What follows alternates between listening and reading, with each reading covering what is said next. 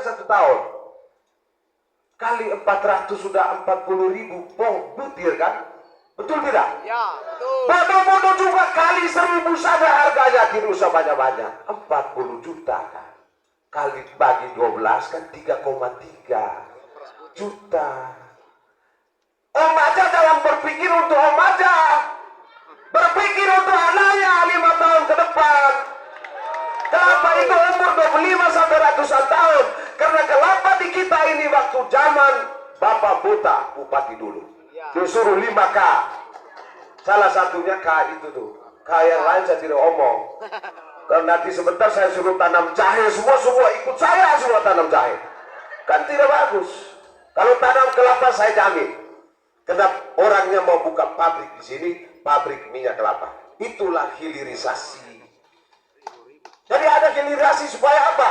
Tenaga kerja ada di situ. Ada di samping nasi jamu mente sampai ke Paringantin. Betul tidak? Kita jual utuh-utuh dengan kulitnya ke Jakarta. Betul tidak? Kelapa kita jual utuh-utuh sampai di Surabaya. Maka yang utuh sabut, dia punya semua, dia punya tempurung, orang Surabaya semua.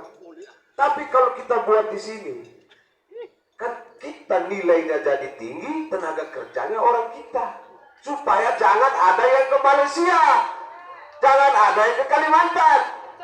Nah ini kan tugas pemerintah. Tapi kalau orang mau tanya kenapa ini banyak yang ke Malaysia, banyak yang ke Singapura, jawaban kita kadang-kadang gini, lah itu kan haknya dia.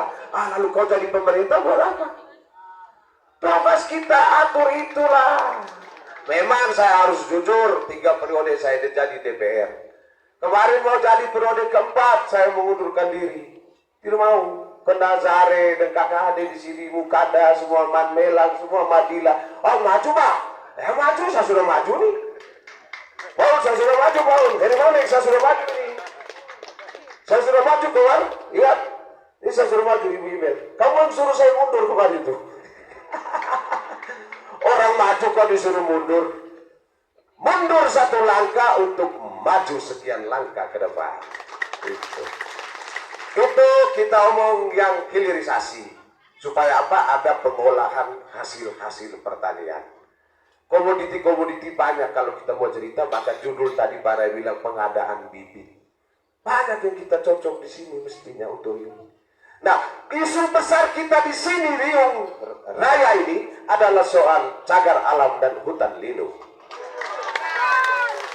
Bagaimana kita mau membangun kalau di belakang rumah kita ada hutan lindung? Orang Bartau, orang Ruki, orang Damu, mau ke kiri cagar alam laut, mau ke kanan cagar alam hutan. Maka hidupmu di tengah jalan.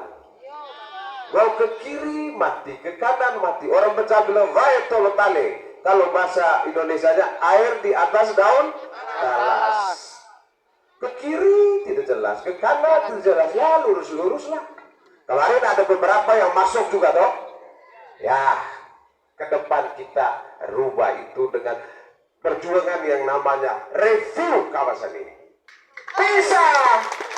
Ada hanya kadang-kadang tidak tahu jalannya. Kita punya DPR banyak kok, DPR RI. Punya 4 orang DPR RI, kena 14 kursi kita di DPR Kabupaten dan 4 wakil kita di DPR. Dan pada saatnya pasti ada menterinya. Nah, mau kalah di mana lagi? Kita mau omong itu kebijakan ke pusat. Jadi ke Jakarta jangan cuma ketemu 1 orang. Kalau ketemu 1 orang di Jakarta, saya juga bisa tiap hari ketemu Pak Dipo dan Ahmad Yohan. Selesai. Tapi kalau kita mesti ketemu yang lain juga, yang urus negara ini dengan bidangnya masing-masing.